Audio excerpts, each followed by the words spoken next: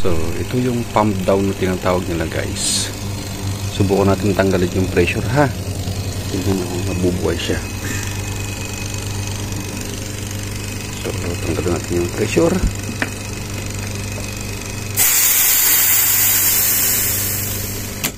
Yun, nag-cut off yung ating compressor. So, ito naka set sa minute. So, nilagyan natin sa 1 minute. Pero ilalagay lang natin yan sa 30 seconds para di ganong mahaba ang ating video. At dito naman selection ito. So, nakalagay ako sa J. So, pipihitin nyo lang ito at nababago yan. Iba-ibang function. Meron yung on-off. Meron yung i-delay niya. Yun ang kailangan natin. I-delay niya yung on nitong ating contactor para sa compressor. Ito ang ating pressure switch, low pressure switch, high pressure switch.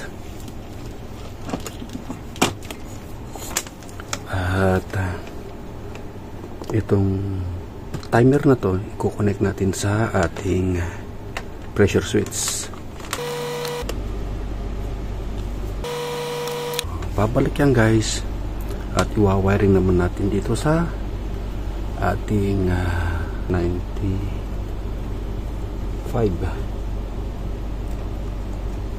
ng ating overload. Kuha tayo, guys, ng line para dito. So, supply natin ng line ito. Ngayon, kukuha tayo ng line dito mismo. Okay? Kung pwede ka rin mag-tap dito, kung pwede rin dito. So, kukuha tayo ng line. Huwag kayong kukuha dito dahil ito, itatap ko yan dito. Ang purpose lang natin, kaya kukuha rin kayo ng line dito. Yan. Just in case na may problema, nasa sa isang circuit sila. Ngayon, guys, isunod natin yung ating Dixel. Ito ay Dixel XR06CX. So, kung mapapansin nyo, 4 at saka 5 is supply. Then, line yung 1. At line din itong ating 6.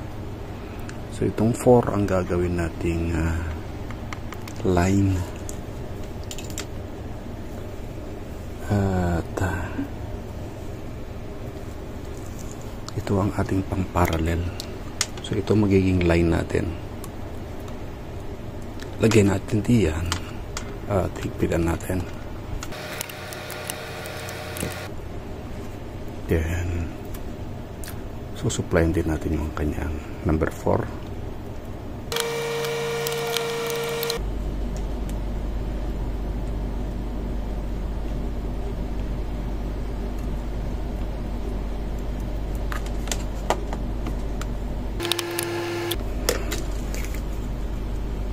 Then, yung number 5, yung ating neutral. Tapos, ito yung ating evaporator sensor number 10. Number 12 is ang ating room sensor. So, ito ang ating room sensor. Evaporator sensor. And then, yung solenoid natin, isang wire ng solenoid natin papunta sa ating compressor. Terminal number 3 ang line compressor. And then, yung isang line ng solenoid natin is inyo-neutral natin. So, connected na yung ating pump down. Yung supply ng ating Dixel is i-connect na natin. Ito yung line natin. Line natin ito. Kukunik naman natin itong dito. Neutral natin. Ayan, guys. So, meron tayong line compressor. Line fan motor naman dito. Ngayon guys, kukonect natin yung sa defrost. Ang defrost natin dilaw na. At kukonect natin yan dito sa terminal number 7. Itong yellow green na to, yung coil ng ating fan motor. So, yan guys, connected na. Ang example natin sa defrost ha. So, ito yung line natin. Yan. Then, yung neutral natin siya. Ito yung neutral natin. Ito yung ating defrost. Yung ating evaporator fan.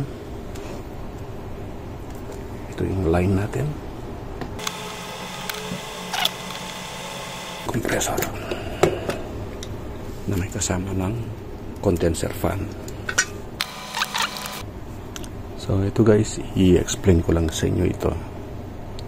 Ito, pwede kayong maglagay ng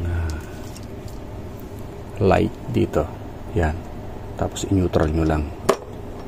Yan. So ito magiging light indicator ng power pag in-on natin yung ating control.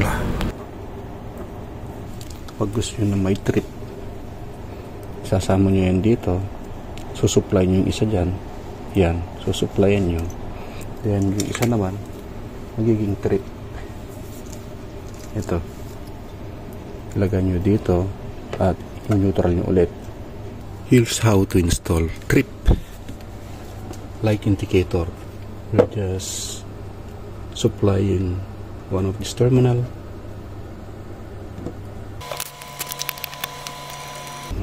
Light indicator natin para sa fan motor.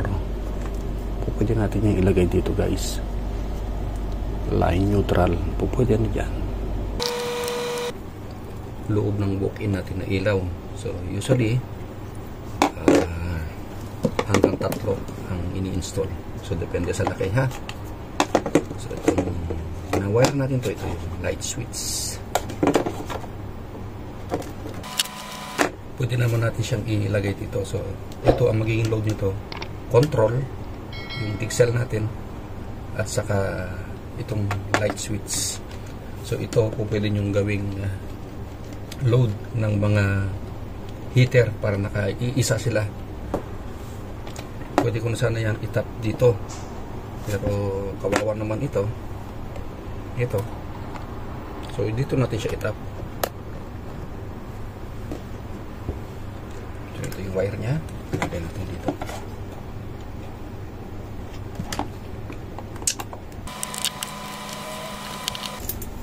Ngayon guys, itong ating light indicator para sa compressor, dito natin siya itatap.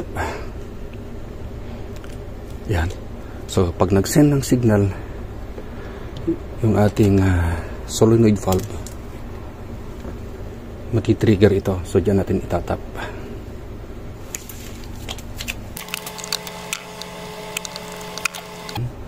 Yung neutral lang natin. Ito.